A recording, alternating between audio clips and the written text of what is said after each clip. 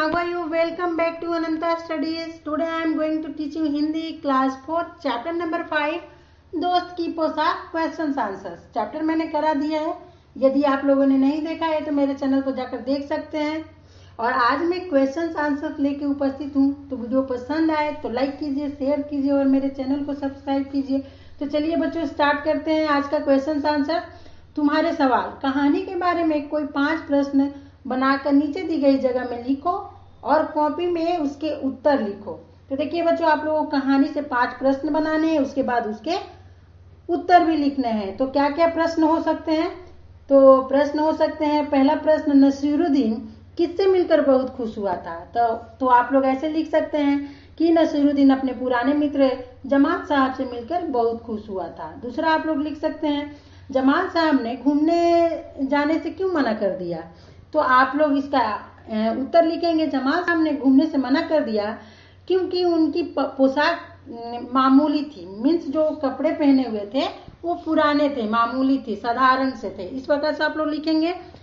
Question number 3 लिखेंगे आप लोग, नसीरुद्दीन ने अपने पड़ोसी को जमाल साहब की पोशाक के बारे में क्या बताया? तो नसीरुद्दीन ने अपनी पड़ोसी से कहा कि जमाल साहब ने मेरी अचकन पहन रखी है।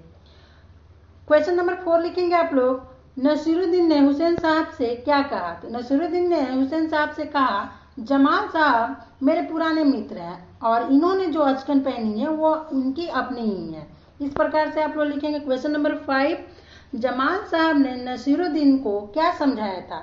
तो जमाल साहब ने नसीरुद्दीन को समझाया कि पोशाक के बारे में कुछ न कहना ही अच्छा है। तो इस तरह से आप लोग 5 क्वेश्चन लिखेंगे, उसके बाद उसका आंसर भी लिखेंगे। चलिए आगे देखते हैं। तुम्हारी बात, नसीरुद्दीन और जमाल साहब बन ठन कर घूमने के लिए निकले। तो देखिए ये लोग घूमने निकले बन ठन कर। अब यहाँ पर क्वेश्चन दिया हुआ है क, तुम बन ठन कर कहाँ कहाँ जाते हो? मीन्स आप लोग बन ठन कर सज संवर कर कहाँ जाते हैं, इसके बारे में बताना है। तो आप लोग ऐसे लिख सकते हैं कि मैं बन ठन कर किसी पार्टी में, विवाह में, रिश्तेदार के घर, बाजार घूमने जाता हूँ, मेले घूमने जाता हूँ, तो उस समय मैं बन ठन कर जाता हूँ। क्वेश्चन नंबर ख, तुम किस किस तरह से बनते ठनते हो? तो इसके बारे में बताना है कि आप लोग किस तरह से सजते संवरते हैं। तो मैं स्नान करके नए कपड़े पहनता हूँ, बालों में कंघी करता हूँ, जूते पॉलिश करके पहनता हूँ, हाथ में घड़ी बांधता हूँ। इस प्रकार से मैं बनता ठनता हूँ। इस प्रकार से आप लोग लिखेंगे।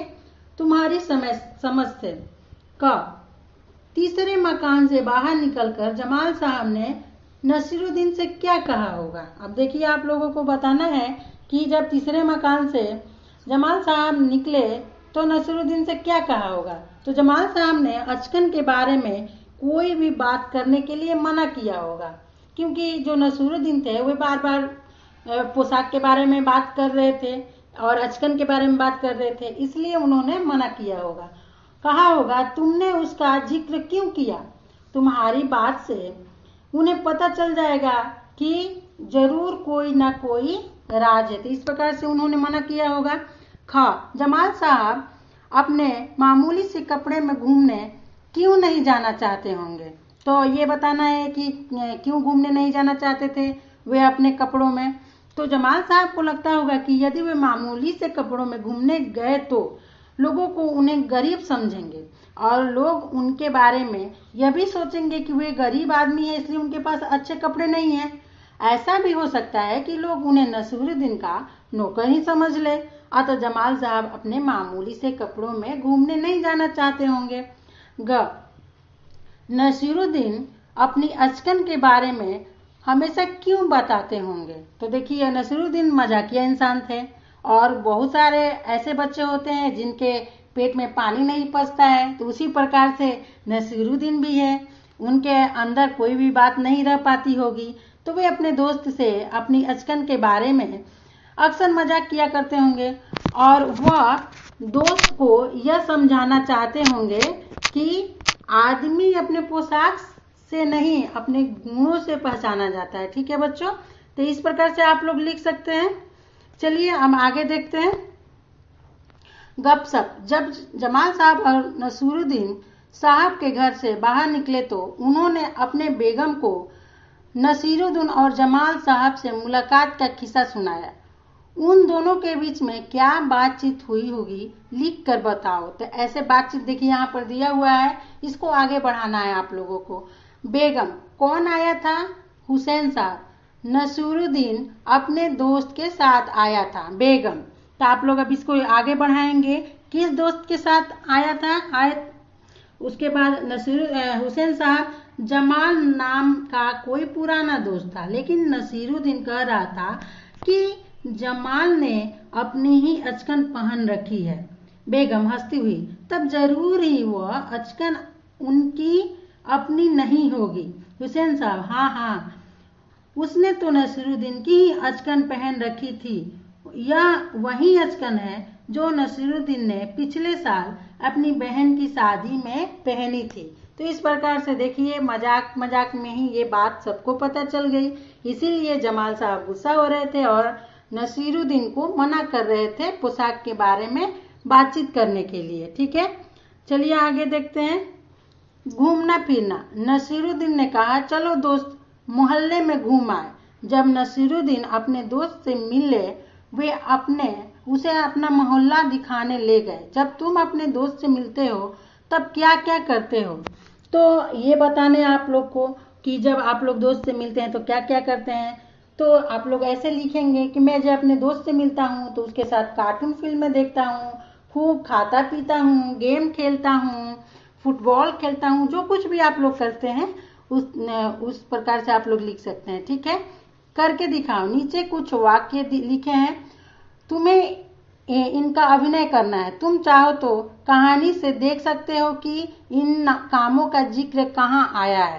तो देखिए, बन ठन कर घूमने के लिए निकलना।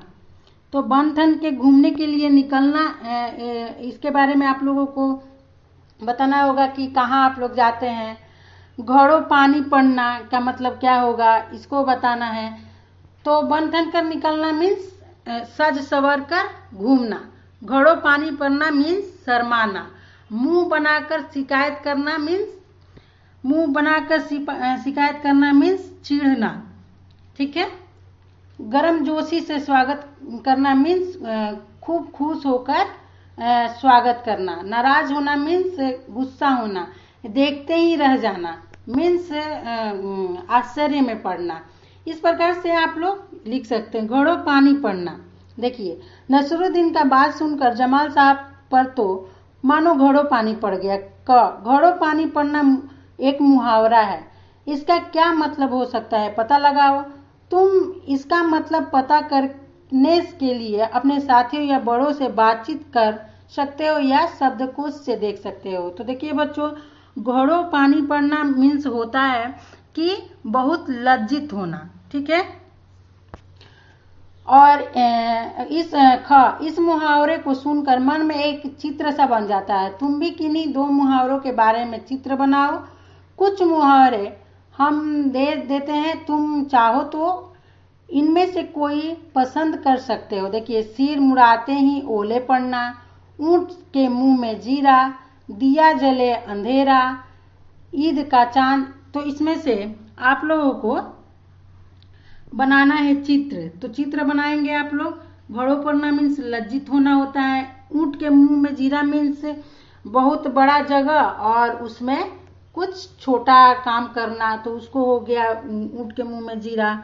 दिया तले अंधेरा, इस तरह से आप लोग इसका चित्र बनाना है मन में सोच के। ठीक है, आगे देखते हैं। कौन है कैसा? नसीरुद्दीन एक भड़कीली अचकन निकाल कर लाए। भड़कीली शब्द बता रहा है कि अचकन कैसी थी। कहानी में से ऐसे ही और शब्द छांटो जो किसी के बारे में कुछ बताते हो। उन्हें छांटकर नीचे दी गई जगह में लिखो। तो देखिए, पुराना दोस्त, तो इसमें से छांटना है और लिखना है। पुराना दोस्त, मामूली सी पोशाक, खास दोस्त, कई सालों, अन्य पड़ोसी, यह अचकन। इस तरह से आप लोग शब्द छांट कर लिख सकते हैं। पास पड़ोस, पड़ोस के घर में जाकर नसीरुद्दीन पड़ोसी से मिले। तुम अपने पड़ोसी बच्चों के साथ बहुत से खेल खेलते हो। पर क्या तुम उनके परिवार के बारे में जानते हो? चलो दोस्तों के बारे में और जानकारी इकट्ठी करते हैं। यदि तुम चाहो तो उनसे ये बात पूछ सकते हो।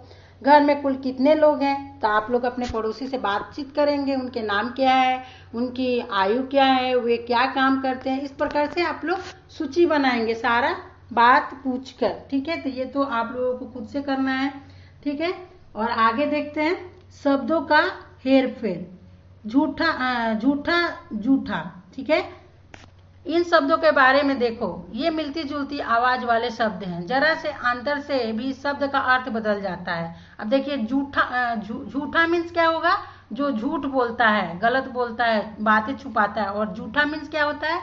जो खाने के बाद जो छोड़ देता है उसको जूठन या जूठा बोला जाता है। ठीक है, तो इसे इस प्रकार से इसका अर्थ बदल जा रहा है। नीचे इसी तरह के कुछ शब्द जोड़ दिए गए हैं। इस सब के अर्थ अलग अलग हैं। इन शब्दों का वाक्यों में प्रयोग करें। अब देखिए शब्द दिया हुआ है, इसको वाक्य में प्रयोग करना है। तो घड़ा दिया है और गड्ढा दिया है। तो घड़ा मीन्स क्या होगा? घड़ा जो जिसमें पानी रखते हैं। कुम्हार घड़ा बनाता है, इसको इस प्रकार से आप लोग लिखेंगे गड्ढा। गड्ढा क्या होता है? तो गड्ढा मीन्स जो जमीन में गड्ढा खोदा जाता है उसको भी बोल सकते हैं, या गड्ढा मीन्स गढ़ना किसी चीज को बनाना भी हो सकता है। तो इस प्रकार से आप लोग लिख सकते हैं कि सुनार ने हार गढ़ा। घूम मीन्स घूमना। बूढ़े पार्क में घूम रहे हैं या बच्चे पार्क में घूम रहे हैं, इस प्रकार से आप लोग लिखेंगे। झूम मीन्स झूमना, प्रसन्न होना। बच्चे पार्क में डांस करके झूम रहे हैं। राज मीन्स भारत में अंग्रेजों का राज रहा है। और राज नीचे बिंदु होगा तो इसका अर्थ अलग हो जाएगा। ठीक है, तो घर के राज कहीं नहीं बताने चाहिए। इस राज जिसके नीचे बिंदु होगा उसका मीन्स रहस्य हो जाएगा। तो घर का राज नहीं बताना चाहिए। और राज जिसके नीचे बिंदु नहीं होगा तो उसका मतलब हो जाएगा प्रभुत्व, मीन्स अधिकार। तो अंग्रेजों ने अधिकार कर लिया था हमारे देश पर। तो इसको इस प्रकार से शब्द बनाएंगे। फ के नीचे बिंदु होगा तो इसको ऐसे लिखेंगे, जोकर अपने फन में माहिर होता है। मीन्स वे हंसी दिला देते हैं, उतना वो माहिर होते हैं अपने कला में। और फन, हमले से पूर्व सांप अपना फन उठाता है। फन जिसके नीचे बिंदु नहीं होता है उसको सांप का फन बोलेंगे, और जिसके नीचे बिंदु होगा वो कला है, उसमें माहिर होना। इस तरह से लिखेंगे। सजा, दीपावली में सारा शहर सजा हुआ था। सजा मीन्स सजावट। और सजा जिसके नीचे बिंदु होगा उसका अर्थ अलग हो जाएगा।